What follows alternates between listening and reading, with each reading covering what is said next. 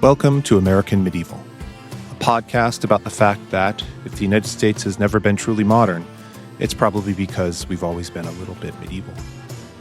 I'm your host, Professor Matthew Gabriel, and I've been researching, teaching, and talking about the Middle Ages, well, to anyone who will listen at least, for more than 3 decades. Each week on the show, we'll be joined by an expert scholar who will share their fascination with, and sometimes their revulsion by, both the medieval world itself as well as the ways the historical period has been remembered and used right here in the USA. Hi, everyone, and welcome to this very special episode of American Medieval, a collaboration with Wow If True, another sibling podcast in the Multitude family of podcasts. I am Professor Matthew Gabriel, and we are joined today by Isabel J. Kim and Amanda Silberling, and we'll introduce ourselves in just a minute. Enjoy this special podcast. So we have a podcast about the Middle Ages, and then we have a podcast about contemporary internet culture. So what brought us here together for the crossover episode of all crossover episodes? The Reese's Peanut Butter Cup of podcasts, if you will. Yes. I think that maybe just within Multitude, we need to find like what are the most bizarre combinations of podcasts to collab with one another. Oh, yeah. Not to be like that would be like a great like ad or Instagram post or something but like weird mashups of podcasts. That would be a great post on social media, not to be on that hashtag grind set 24/7. You are on that grind set. But so this is how we've ended up with, it sounds like the beginning to a joke of what if a professor of medieval history, a sci-fi writer / lawyer, and a tech journalist walk into a bar and talk about the intersection of each of their fields. That's what we're doing here today on Wow If True / American Medieval. And arguably, it is not the weirdest crossover because for some reason, parentheses, the reasons are what we're going to talk about here today. Medieval aesthetics go hard on the internet, and that's kind of fun to talk about, and that's relevant to all of us here. Should we go in a circle and introduce ourselves? Sure. Sounds great. All right, I will start. So, hi, I'm Isabel J. Kim. I am a science fiction author, occasionally an attorney, and mostly I look at posts on the internet. And that's what brings me here today. Hello, I'm Amanda Silberling. I'm a tech journalist. I'm a senior culture writer for TechCrunch, and I write about how tech influences people. And I know very, very little about medieval history. So we are learning. 90% of the things I know about medieval history come from listening to American Medieval, including the fact that eels were used as currency at one point, which is that just really stuck with me, and I think stuck with a lot of listeners. Everybody loved the eels episode. 100%. Yeah, it was great. So it was great. I'm Matthew Gabriel. I am the weirdo here. I'm a professor of medieval history. I spend a lot of time on the internet though too. So I feel like there's that connection as well. But one of the things I've always been interested in is how the Middle Ages have been remembered, both in the Middle Ages themselves, but then in later periods. So all this internet stuff is right up my alley, and it's stuff I've been paying a lot of attention to for reasons I think we're going to go into, especially later on in the episode. Yeah. Oh, I'm also the host of that podcast, American Medieval. Yeah, and me and Amanda host Wow If True, a podcast about internet culture. And also, I forgot to tell people to buy my book. Please pre-order my book. It is called Sublimation. Okay, it's thanks. It's not medieval. There's a knife fight as opposed to a sword fight. I feel like in my head, I'm like, this is really Isabel's time to shine, even though I have no idea your relationship to medieval history, other than the fact that you own several swords, which is not related at all historically. That's just related to your mom had a martial arts studio and you grew up this way. But it feels aesthetically in the neighborhood. That's the Multitude connection among the podcasts, is like everybody likes swords. That's Many the people first have question they swords. ask you. Yeah, exactly. I think the most medieval thing about me is I did fencing in high school. And that is a particularly medieval sport that really only exists at the high school level in like New Jersey, New York, and parts of California, to my knowledge. And so, fencing sword in my house. The most medieval thing about me is that I knew a chainmail guy. There was a time in my life where I had a chainmail guy. Sorry, you need to explain that now. It was just like a guy that I knew that made chainmail. Okay, so he wasn't like the guy you went to for all of your chainmail needs, which happened. Yeah, that was my question. Because that's how it seemed to be phrased. Sometimes this was like a weird circumstance in which I lived in a weird house in college where we would do like house shows and stuff. And there was a guy who lived there like decades before who would, it sounds very weird, but he would show up with his chainmail and he would let people wear his chainmail. I didn't realize how expensive chainmail was until earlier this year when my boyfriend wanted to be Joan of Arc for Halloween, and I wanted to do a couple's costume, and he was like, I don't like couple's costumes because usually one person's costume is really in depth and the other person's costume is an afterthought. And I was like, well, I could be the steak. I can just be like fire.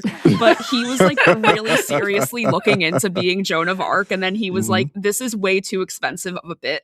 So I should have had my chainmail guy. You should have had your chainmail guy. And, you know, you guys are making this out like this is weird. Like, this is my everyday experience, like, in a classroom, is like, all of my students, like, I have a chainmail guy. Like, I was in SCA. I went to a Ren fair. I watched Game of Thrones. I played this video game, like, or even, like, weirder stuff. Like, so this is just normal to me. Like, this is part of the experience of being a medieval historian in 2026, I think. Okay, I gotta ask, how many chainmail guys do you have? I have 0 chainmail guys myself. So I have certainly been in contact and talked with guys who have made chainmail, or blacksmiths more generally, because they don't just make chainmail, and they want to make sure that you know that oftentimes. And part of that is from, you know, my childhood, where I went to, I love to go to Medieval Times. I didn't go there a lot, but I went to Medieval Times in Orlando a couple times, like on family vacations, and then went to Renaissance fairs in New York State where I grew up. And so there were always kind of chainmail guys there. And then when I first got to, I teach at Virginia Tech right now, and there was an active Society for Creative Anachronism group. That rules. Those are the guys who yeah, like, they dress up and they have, you know, very elaborate kind of backstories. And so there was students there that were blacksmiths who were just kind of, they would make the kit for the other students who would perform out on the drill floor. Not perform, that's not right, but would do their thing kind of out on the main green at the university. So I have known chainmail guys almost my entire life. Yeah, my chainmail guy now lives in Portland, but we're friends on Strava, so that's Honestly, the chainmail guy's on Strava. It's fine. a chainmail guy being in Portland, likely place for him to be. Yeah. That feels like a Portlandia Well, bit. I do think it's funny how on American Medieval, you usually ask the people that are also medieval historians, like, what would you say to your past self if you could go back and be like, you're going to be a medieval historian one day? Yep. And I'm like, what's the version of that for us? Because I feel like this is maybe why I'm not a medieval historian, but I never read Lord of the Rings. And I feel like that's the gateway. For, yeah, like 50% of us. Yeah, absolutely. Yeah, and then I'm just like, should I read it? Like, I feel like everything I know about it, I'm just like, it seems like there's like it seems like there isn't a woman in the whole series. Can I say something maybe controversial? Is Please. Don't. Like, it's not worth it. So I say that as a medievalist. I read Tolkien for the first time when I was like 30, like in graduate school, because I read plenty of fantasy, you know, when I was growing up, but it's not that good. It's just really not that good. And it is enjoyable in its own way, but I just don't think it's that good. Putting on my fantasy author hat. Oh, no. Okay. No, so I kind of agree with you, but only because a lot of what modern fantasy is doing is it is replicating a lot of like what Tolkien is doing. And if you 100%. have read enough modern fantasy, you go back and you read Tolkien and you go, this is just like this other stuff I read, but the other stuff did it more interestingly. And it's because Tolkien is like kind of like the mold from which all of these things were shaped. Yeah. I kind of agree. I wouldn't say that you have to read it, but that being said, I think by not reading it, you are opening yourself up to a lifetime of everyone being like, you haven't read The Lord of the Rings.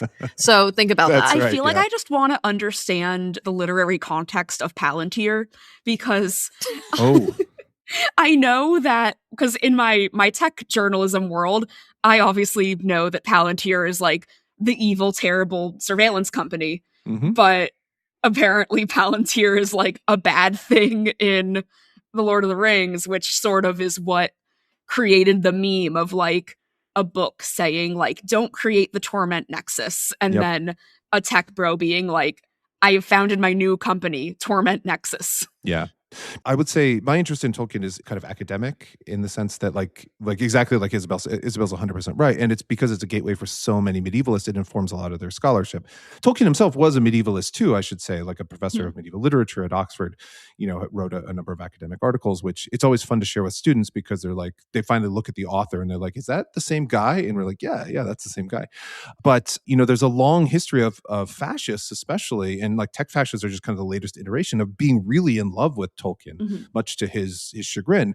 There was a whole piece when Maloney came to power in Italy, a few years ago. Like she pressured several museums to put on Tolkien exhibitions Mhm. that her and her kind of fascists, and she's an avowed kind of neo-fascist as well, like to go to these things and like went to a Hobbit camp when she was young. Like I'm not Okay. I'm not making like that's a real thing. Like so like it has all these kind of resonances, and then these tech guys name their companies after the most inappropriate things like Erebor and Androl and Palantir and stuff like that. It's all these guys who just didn't understand anything about what Tolkien was saying about these things, but they thought they were cool words. Yeah, it's like how Mark Zuckerberg at a certain point would give new Facebook employees a copy of Ready Player One. Did he really? Yeah. Oh my Yeah. god.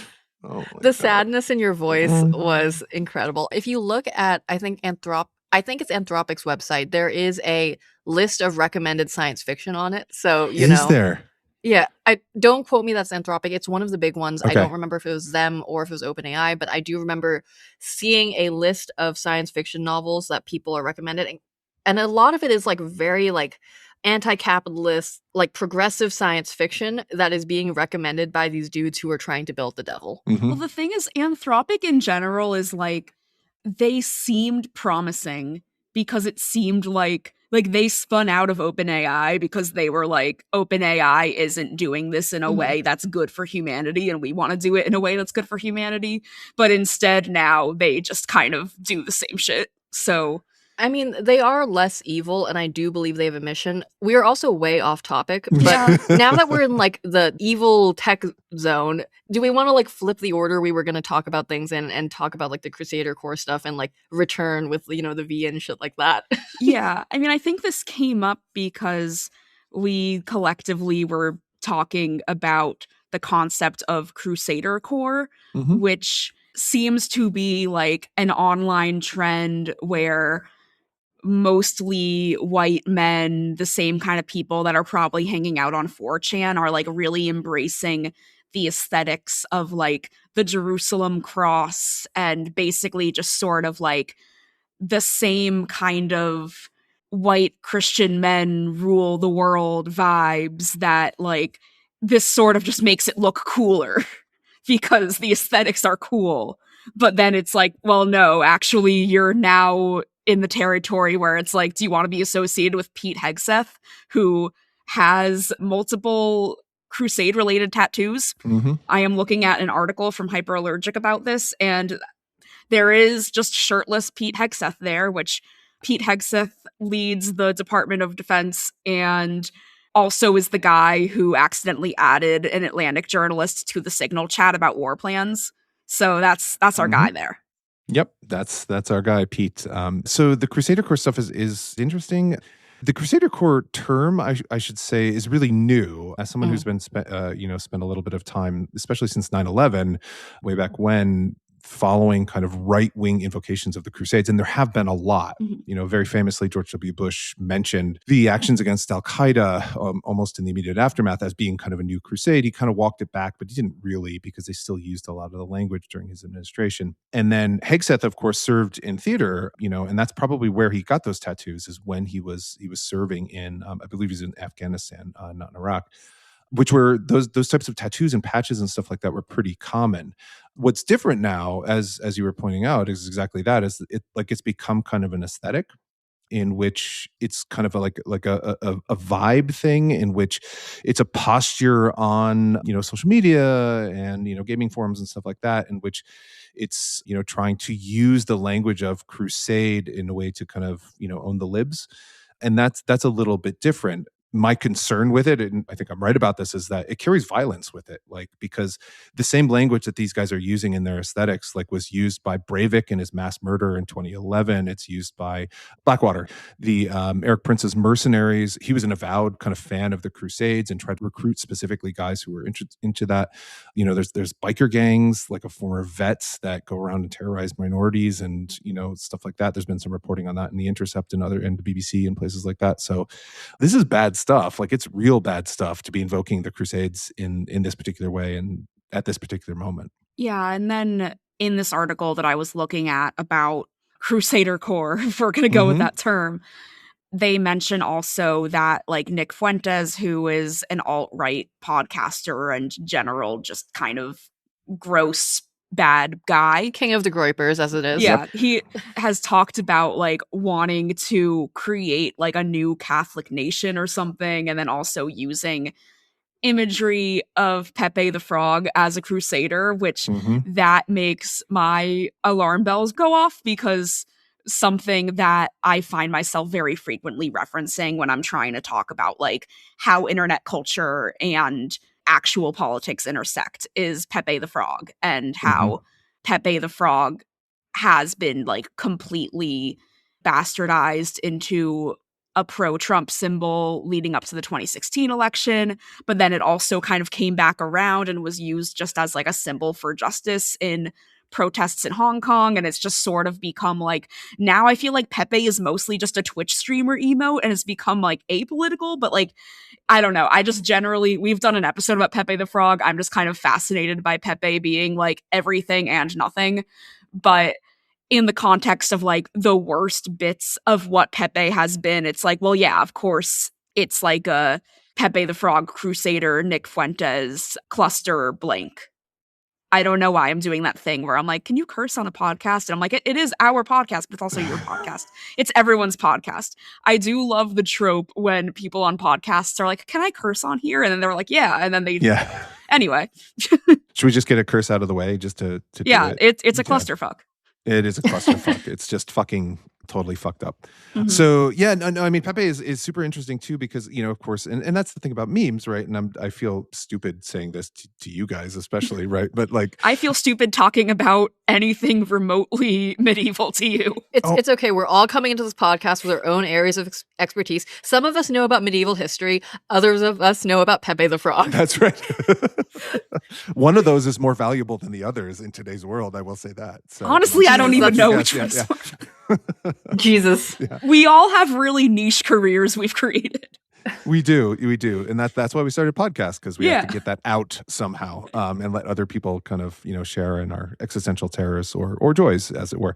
But yeah, but I mean, the thing about Pepe, right, is or any meme, it's like it's they're so malleable, is that it can be kind of whatever it is. That's what's weird about kind of Crusader core, and actually, so again, Crusader core is like a newer term, and I don't really like it, because I think it flattens it into an aesthetic, because Crusade imagery isn't pliable in that way. Like, it means a certain type of violence, and, like, you can't escape that. When you put a Jerusalem cross kind of on something, like, that's not an image. And in some of the defense of Hegseth that happened when these tattoos kind of came to light during his confirmation process, is people said, like, oh, that's a common Christian symbol. It's like, fuck you. No, it's not. Like, it's just not. Like, it's used by very small Catholic orders in and around specifically the Holy Sepulchre in Jerusalem, but it's not used by Protestants. It's not used by evangelicals. It's not used by other communities. And then, like, all of a sudden, this guy who goes to a church in Tennessee, which is based off another church out of Idaho, is showing up with Deus Vult, the rallying cry of the Crusaders, this kafir, infidel tattoo, and the Jerusalem cross. Like, we don't need to play this game where it's just like, well, it could mean a bunch of different things. It's like, no, that dude wants to murder Muslims. Like, that's what it means. That's what all of that in that combination. And the fact that he was in Afghanistan as part of the US military, like, that's part of that context. So when you see these guys on the internet, like, using these images, you know, like, oh, let's launch a new crusade, you know, time for a new crusade, another popular one, or Deus Vult, on we go. Like, that carries violence. Like, it's not like I like incense in my stone covered room with candles. It's like, I want to get an AR-15 and maybe kill somebody. Yeah, and I've seen that Crusader core as a concept kind of conflated with what's also then being called castlecore, which I think that's more of like what Isabel's going to talk about, where it's like guy pretending to be a knight is just kind of like, yeah, like you can dress up as a knight. It's fine, probably. But then it's interesting how this aesthetic sometimes like, or I don't know, I mean, is it fine to just be a knight? Like in my head, I'm like, knights feel just kind of like a thing. Well, I think what's interesting about the invocation of the crusader imagery here is that it means two different things when you see somebody in real life have this now. One, it's like, oh shit, they're doing evil stuff, or like they may have all of these beliefs that you just mentioned here, but it also means that they are the sort of person who's going on forums or cares enough about the subculture to like put it on their body or something like that, like a lot of the time. Because if it's like just a random guy who is talking about this stuff and not somebody who's been in the military, then that is a pretty strong signal that this is a guy who is on weird forums. Which is like interesting because this is very much like a old symbol that means something new. You know what I mean? Like where this is like not just an invocation of all of this history, but also kind of like, oh, you are part of a group that has appropriated these symbols and it means a new bad thing. Yeah. And you're consciously affiliating with it. Like you're making that choice that like, I went on that weird forum and like, hey, that's me. Yeah. I want everybody to know about that. Yeah. Imagine explaining to a crusader that in 1,000 years, people would be using their imagery on alt-right forums, and just how would you possibly... Well, first you have to explain the forum. You have to explain the internet. You have to explain, like, technology. There's a lot that really needs to be broken down. This is part of the problem, I would say. And this is an indictment of dudes like me, like medieval historians, is that for a long time through the 19th and the 20th century, and like even into the 21st century, and even in today, there are some, right-wing scholars who still do this, is that there's a defense that's mounted of the Crusades as a defensive war against a kind of ontologically aggressive Islam that was trying to conquer the world. None of this is true, but that led to a lot of justification for the actions of the Crusaders as defending kind of quote unquote Western civilization. And they did that in the 19th, 20th century to defend the actual colonialism that was going on. It's that this is a continuation of a war that started, 1,000 years ago in 1099 or 1095 with the launching of the First Crusade. And so that's one of the problems that scholars, I think, run into when they encounter these symbols in the wild, is that those guys on those weird forums, like they're reading sometimes scholarly, sometimes parascholarly work in order to justify their beliefs, not understanding that the field has moved on and there's real problems with citing people like Hilaire Belloc or Michaud or something like that, some of the classic scholars of the Crusades, because they were racist colonialist assholes. And we can say that now, and we should say that now. Yeah, I feel very of two minds about like online scholarship, where it's like on one hand, I take issue with the implication of like you have to be like at a university, because obviously that's like there's like class aspects there. But then also at the same time, it's like I love people going out and learning things, but then when you're learning about things on your own, then like you might not realize if you're reading stuff coming from like really unreliable, harmful sources. Yeah. And especially with something like the Crusades. Exactly, right? Like, I mean, there's a difference between kind of, when the dudes say, like, and this takes back to the pandemic, right? Like, do your own research, like that whole stupid thing is like, they just meant listen to the dumbest, YouTube video you can possibly imagine and believe that, rather than, actually use some discernment in like, is this an actual kind of reputable source? And is this kind of useful for me to understand this thing or this phenomenon that I'm trying to understand? Like, that's different. Like, I, under no circumstances would say you have to be in a university to understand the Crusades or anything related to medieval history for that matter, or anything really. But you do need to think a little bit about what you're reading and what you're consuming. Yeah, I think what's also interesting about these guys is a lot of the times the invocation of the Crusades or anything from like the medieval era is invocation of them trying to borrow legitimacy by saying that no, like this is part of a grand historical tradition. But it's also like at the same time, I feel like a lot of the time when people are thinking about the medieval period, especially online, it is as like we're talking about as an aesthetic or like something closer to like a fantasy world or like Lord of the Rings and a place where people actually lived, which is sort of interesting. And that's true both across ghoulish alt-right dudes and gay people on TikTok.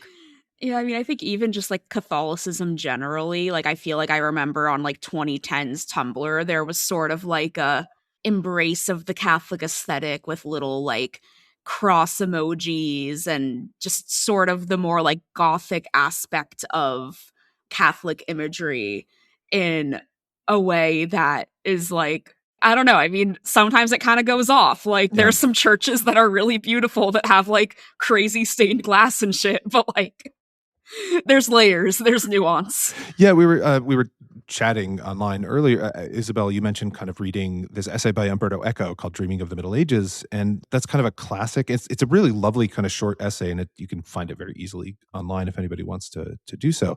But in that, he kind of suggested that there's 10 different kinds of Middle Ages, and there's actually probably more than that. Mhm. But his whole point, I think, in doing that, and when he said there's 10 Middle Ages, is just like there's not like one Middle Ages that people pull from, right? Like there's the kind of fun, playful, again, kind of aesthetic that, you know, is very appealing for like TikTok videos and stuff like that. And then there's the kind of the weird forums kind of version of the Middle Ages.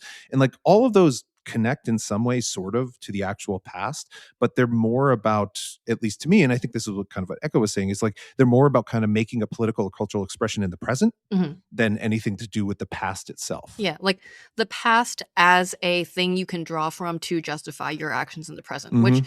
I have a hard time like castigating everyone who's doing that universally, because it is like basically like we live within history, like things have happened and therefore things are happening now. But it is interesting. I think that the medieval era feels far enough away, but like close enough that people feel comfortable doing this. It reminds me very much of the way that people treat the Roman era Mhm. or like the Greco-Roman tradition, especially in the Western world. And okay, so we talked about a bunch of like pretty dark shit, but like I'm going to talk about some TikTok videos. How does Yay. everybody feel about that? Yay. Yes. Because this is, you know, everybody's favorite part of a podcast where someone verbally describes TikToks to you. A classic. Fantastic. Mhm. One of the things that I thought would be fun to talk about during this episode was that over the past few years, I want to say like 3 or 4, and then I'm realizing that's 3 or 4 years I've been on like video social media, kill me dead. There have been multiple creators who draw upon a combination of medieval aesthetics and modern aesthetics to create viral content. A lot of the times these creators basically have like an ongoing series of this world that they've created that they are acting within Mhm. that draws upon medieval like aesthetics but like modernizes them in interesting ways. Yep. And the 3 examples for those of you at home are Erica J. Algard, who is, I think, Astro Gururun on TikTok and probably in other places. Parentheses for everyone at home, get off TikTok, go other places. I'm now on Reels and not TikTok. This is from a few years ago. Who does the series about a washerwoman who is living in a castle and the various other characters around this, where basically she is filming almost like confessional booth, like day in the life. The washerwoman is telling you a story about a thing that she is doing, but the washerwoman isn't like a washerwoman as you would think like in ye olden days. This is like a bitchy 20-something telling you, the viewer, about how she has killed a guy to Mhm. like, you know, get rid of the stain or something like that, or pretend it never happened. Another one, Ben Nauman, who probably has other stuff, but one of his series is he pretends to be a knight who is Twitch streaming. And the and his whole thing is that he is basically talking to chat, and the chat is all various nobles and knights and one peasant that everybody just rags on fucking constantly. And we're talking about the Crusades. There was a whole series where he went on a crusade and then was like, yeah, I'm like, you know, I'm streaming from the battlefield. Here's how it's going today. And it is very tongue-in-cheek, but it is very much drawing upon these ideas of different medieval characters that people would be able to recognize. Like, oh, this person's like a lady, this person's a lord, this is Gort the peasant, who we all shit on constantly. And then the last one, who honestly my favorite, the greedy peasant, whose whole thing is basically recreating, I don't even want to say recreating, like creating like fantastical costumes of like different saints from Mhm. like Catholicism, and creating something called the Saint Snap system, which he brings up at any opportunity, which allows him to create a bunch of different costumes. And it is half like role play where he's pretending to be this guy who is like making all of these things for these various Catholic feasts, but then like every character he plays is like essentially talks like a queer person from like 2025. And also like half like here's how you do like costume design stuff, and that's a really cool thing. But Yeah. all of these are kind of like self-contained worlds that pretend to be medieval, And I think that's very interesting. It's like a cultural phenomenon that people enjoy watching. Yeah, no, I think that stuff is fantastic. I mean, Greedy Peasant especially, like I love Greedy Peasant because he's also like, he does cemetery tours too, which are another great kind of little thing that he does. And I think that it's so playful, the way that these creators are using the Middle Ages, because the stuff that they're doing, just to take those three that you mentioned, Isabella, for a second, is it could work in another historical period, like in the Victorian age or like set in Bridgerton.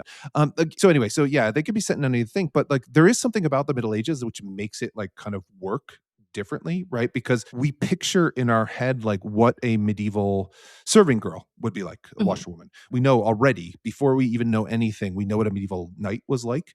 We know what a medieval peasant was like. And then to use kind of those assumptions, but then kind of upend them in different ways is just, that's what makes them kind of fun. And I think you would have to do a lot more work for reasons I don't even know that I necessarily understand in other historical periods. Like if you said it during Rome or ancient Greece or, Victorian or something like that. Yeah, I feel like it would be a lot harder to do in like the Victorian era. Also, partially because it is close enough to our world where there are not like particular crystallized archetypes that are like interesting, I think, if that makes sense, where it's like this is close enough to like a regular guy, which is a weird thing to say about the Victorian era, but I think would be true. And Rome, I feel like, is far enough away from current day and also doesn't have like the fantasy aspect of it, where I think the medieval world, at least for a lot of people online, is associated with like this is the time of fantasy novels. And so this is where all of my archetypes come from, especially if you were like somebody who is not Amanda and has read The Lord of the Rings.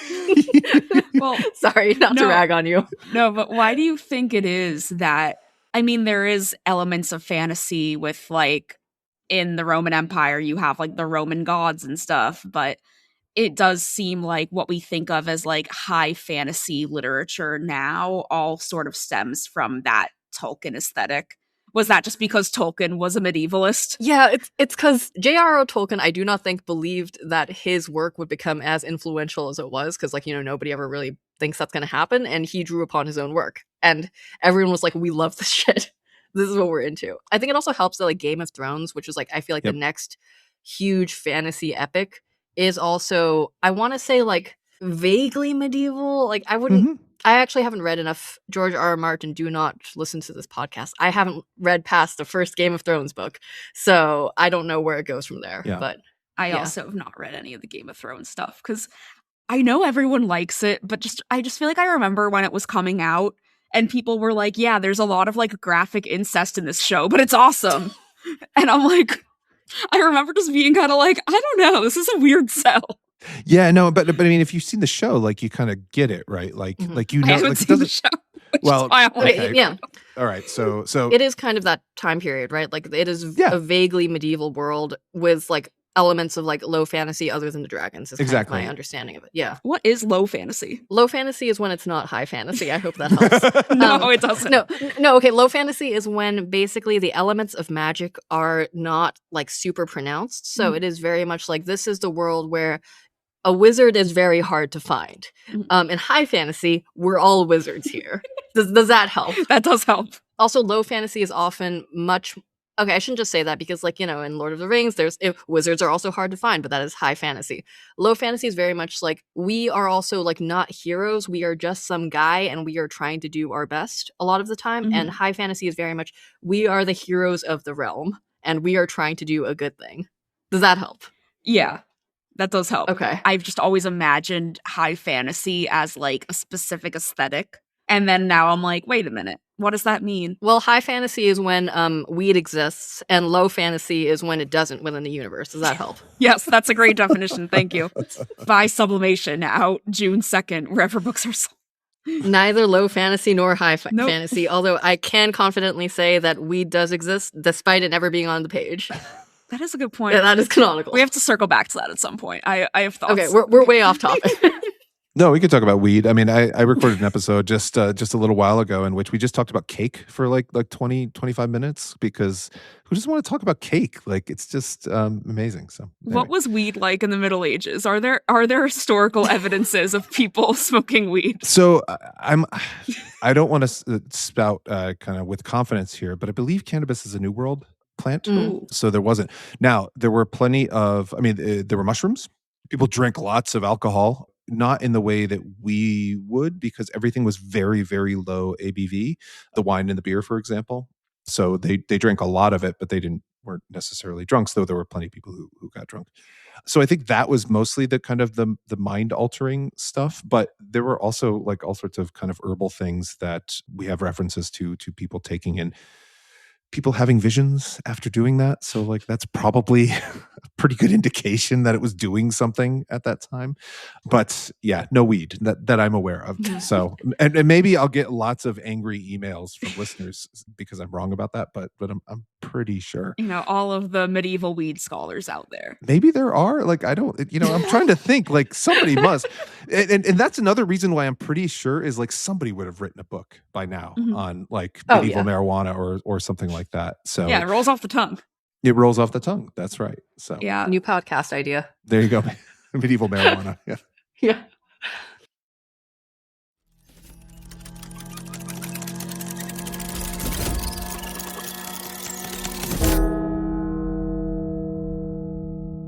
Tiny Matters is an award-winning podcast about tiny things, from molecules to microbes, that have a big and often surprising impact on society.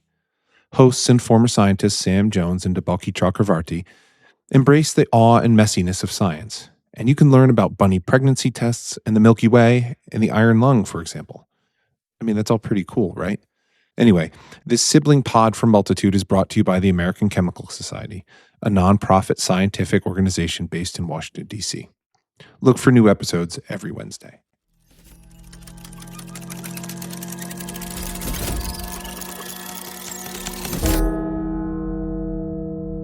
Sort of adjacent, but one of my favorite things as a journalist is when I talk to academics that are way overqualified for what I need to talk to them about and just ask them really dumb questions.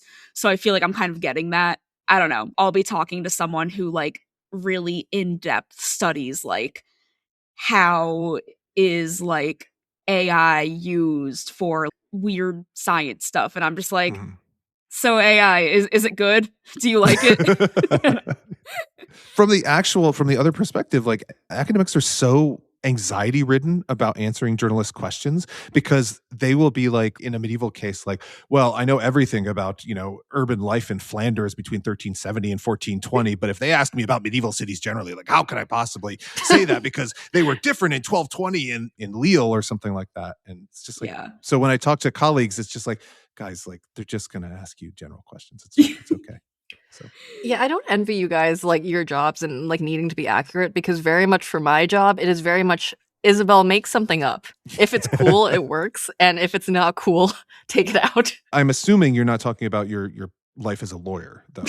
Oh yeah, no. Well, none of this is legal advice. All of my legal work is like meticulously checked, and I'm actually not even joking there. I was quite low on the totem pole, so people were looking at my stuff being like, "Hey man, you did it wrong." And I'd be like, that's fair, man. Yeah. It's first time. They were all like, hey, did you get this case from ChatGPT? No, okay. So the thing with that is that people, God, it's like a legitimate problem. We've talked about this on Wow True, but just for, everybody at home, there have been many times where a judge has been like, in the last couple of years, like, hey, man, this case doesn't exist. You got it from ChatGPT because of the way that ChatGPT bamboozles lawyers who don't have a lot of expertise with technology. Completely unrelated. Well, I mean, medieval myth making, like inventing sources and stuff like that, like extraordinarily medieval. My first book was on the legend of Charlemagne in the Middle Ages, in which people just invented things that he did later on and just kind of like inserted them. And then they became part of the record, right? And so some guy would write something in, the 9th century and make something up, and then it would be cited by subsequent histories and stuff like that. So I'm uniquely qualified to deal with ChatGPT. Yeah.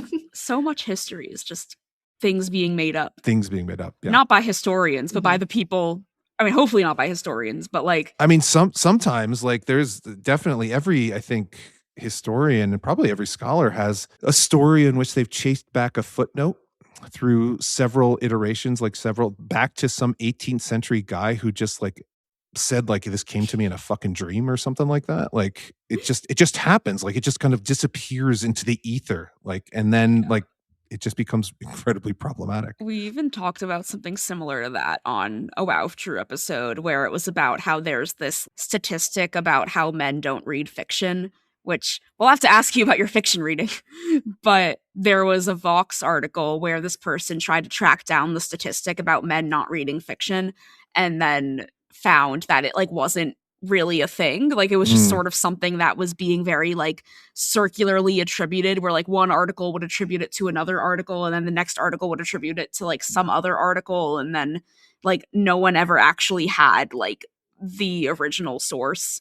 So then we just surveyed people we know about if they read fiction, but the people we know are very particular people, so it was not It was the not a most good study. pure. It was not the most accurate study. Yeah. It would get sent back by reviewer 1 and 2, like, hey man, Yeah. the hell is this?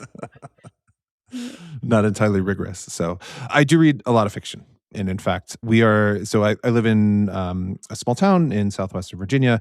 We have a local bookstore that just opened a few years ago. It's absolutely wonderful. And a few years ago, 3 years ago now, I started with some friends a book club of just a bunch of guys because we wanted to read fiction and talk about it. And we are known at the local bookstore, because that's where we order all the books from, as the Man Book Club, because because it's all guys. It's 4 or 5 guys, and then every other book club that they work with is almost all women.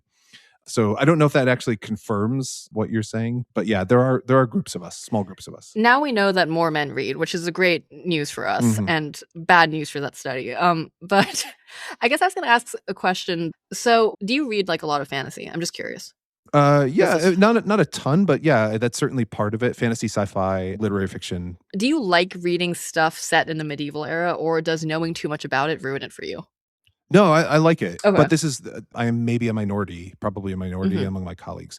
People who do read fiction, and I read a lot of like kind of pop nonfiction as well, like, like tech journalism and other historical periods, American history, Asian history, stuff like that. But the medieval stuff, like I don't shy away from. I like reading kind of pop history about the Middle Ages, as well as academic, of course, and then fantasy and stuff like that. I just think it's interesting. Like, fiction is fiction to me. Like, you're telling a Mhm. story. Like, I don't care. Like, as long as you're telling a good story, like, that's fine. That's the most important thing to me. Even historical fiction, and which is dealing with kind of real events, but then, fictionalized. A lot of my colleagues kind of get hung up on kind of the details of the descriptions, or, well, this event didn't happen like that, or it happened like, this happened before that, or something like that. Like, I don't give a shit. Like, tell me a good story. That's great. Like, this is an academic book. We don't need to do that work. So Yeah. I feel like it used to bother me more when representations of journalists' jobs in media were like very wrong, but it doesn't.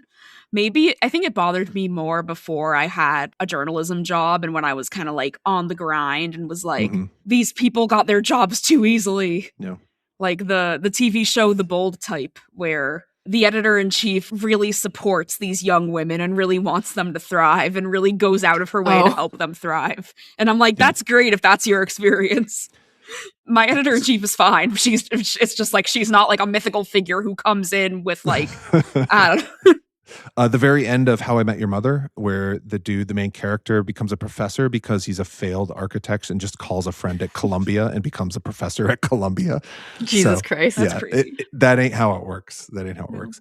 But to go back to your question for a minute, Isabel, is like one of the reasons that I like things set in the Middle Ages, fiction or whatever, or the internet stuff that we were talking about, this aesthetics. I don't like the Crusader Core stuff, but the more fun stuff, or video games, or anything like that, is it brings people into classes like mine, or to seek Mhm. out better sources.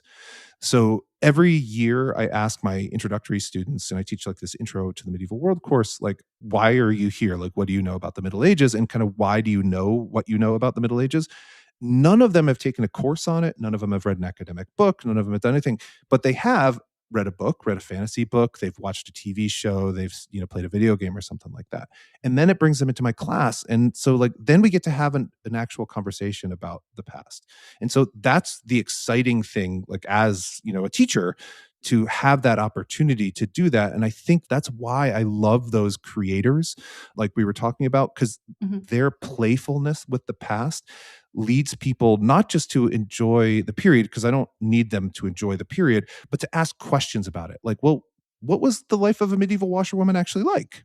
We know that stuff. Like, we can tell you that stuff. Like, I would be delighted to tell you that stuff. Like, what was the life of a knight actually like? It really sucked, like, actually. So, like, I'd be happy to tell you about those things, because we know about those. And so, like, that's the stuff that I think is so fun about this stuff. And, like, I can't do that stuff, and I'm glad other people are doing it. But, like, it's really exciting to me. It's like it's the farthest thing from being kind of annoying in my view. What is the life of a medieval washerwoman like?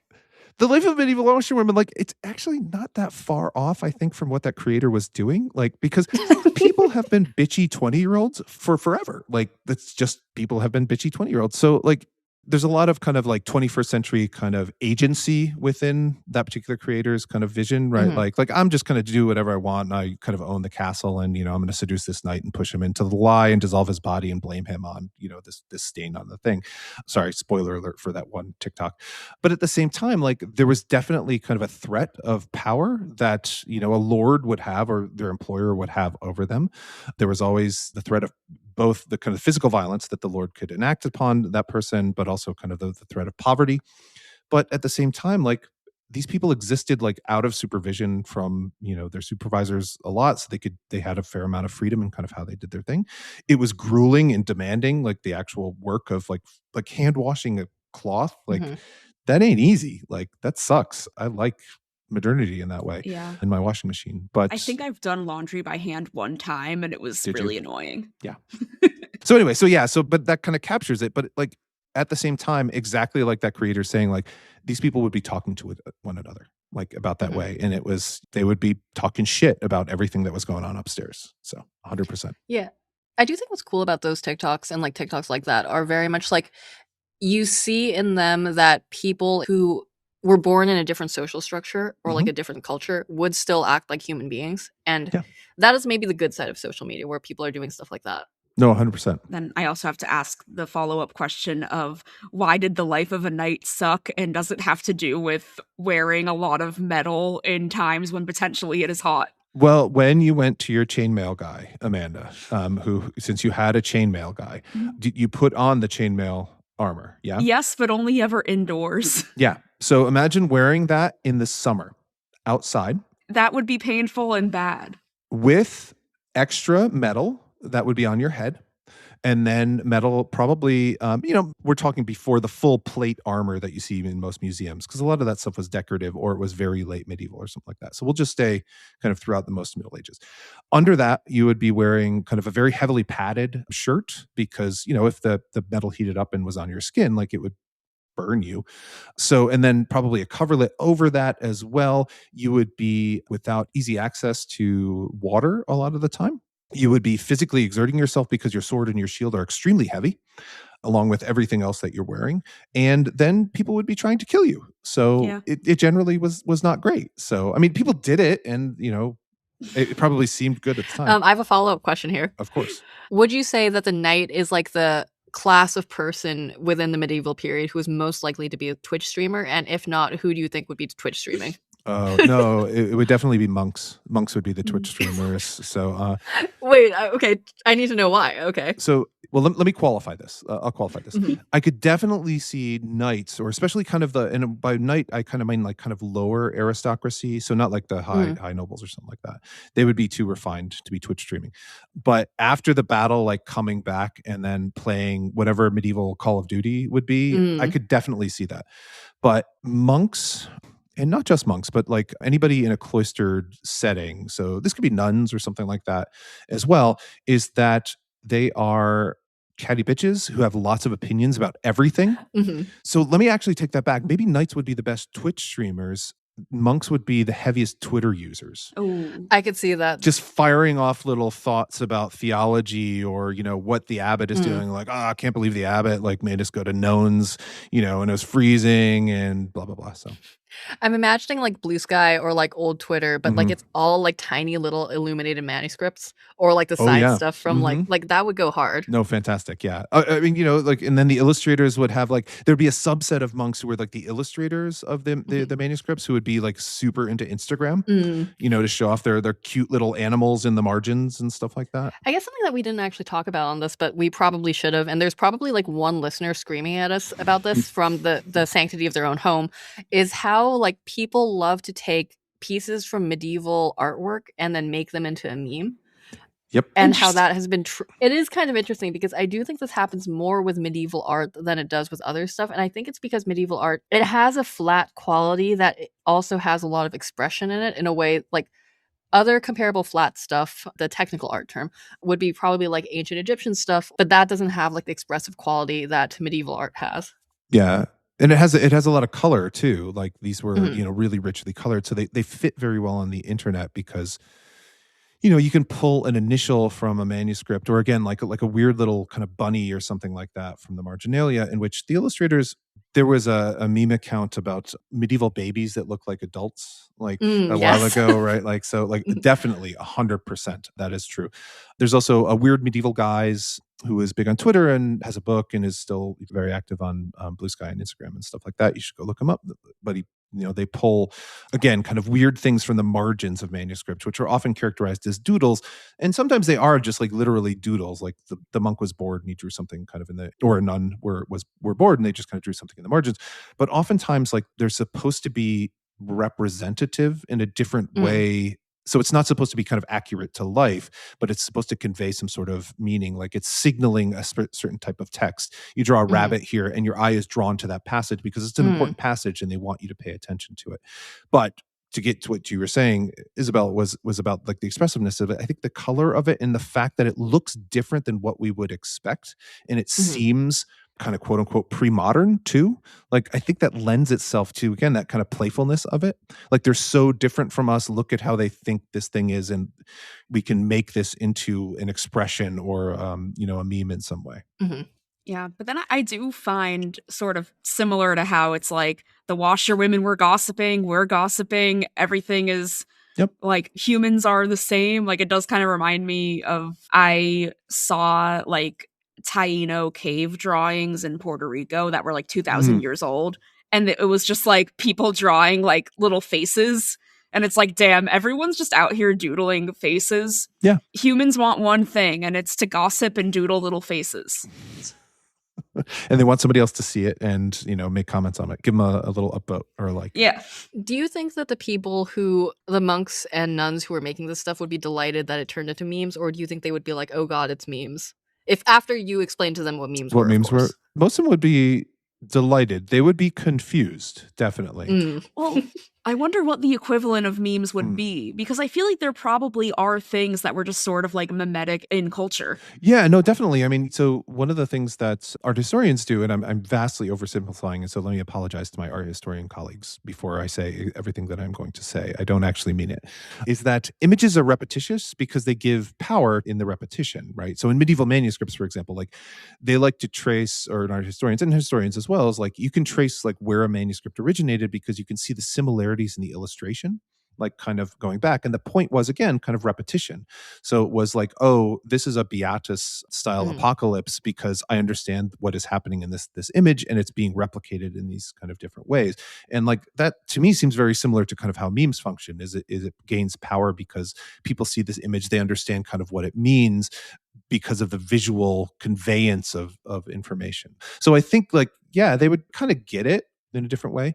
It also would play into the fact that it's very hard oftentimes to tell, to my understanding, like where a meme comes from, like who the original kind of person was that creates it, because that's how authorship kind of worked in the Middle Ages. Like it wasn't about the individual person, it was about the conveyance of this kind of larger truth through text or image or something like that. So they would get that too, I think.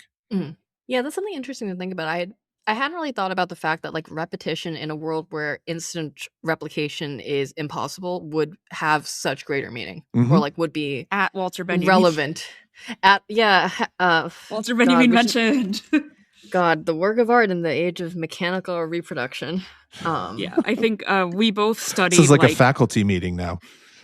It's great. So They made us read it like 3 times at Penn. Yeah. So it talking about memes, localized memes, that is a meme. Yep. yeah, Isabel was like a English fine arts double major, and I was like an English major fine arts minor because I was less ambitious than Isabel. But we read Art in the Age of Mechanical Reproduction like so many times that I'm just like, it's just ingrained in me. They really wanted us to read that when we were undergrads, and it is very unclear why. It was all different professors, and I think they all thought it was a good text, which it was.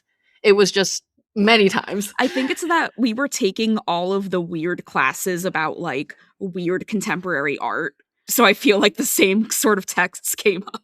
Well, there's also like there's trends, like there's fads in academia too, like, and so you guys just happen to go to school during the Benjamin kind of phase, like where everybody. Yeah. So I went to grad school during the Foucault phase, so like I read Hell yeah. fucking Foucault like a million times. Just like I get it, like okay, cool, like thanks, but yeah, and so you see that kind of replicated now. So it was the same with anthropology and in history programs, at least like a little while ago. Everybody's reading Geertz, so. And then we got over it. What is the current phase? Would you like the trend? It varies between disciplines, right? So Benjamin still pretty hot, I would say. Okay, So we're still in the Benjamin era. Okay, we're still kind of at the end of our Benjamin era. So I don't know what kind of the next thing is, but the other thing is like things tend to cycle around too.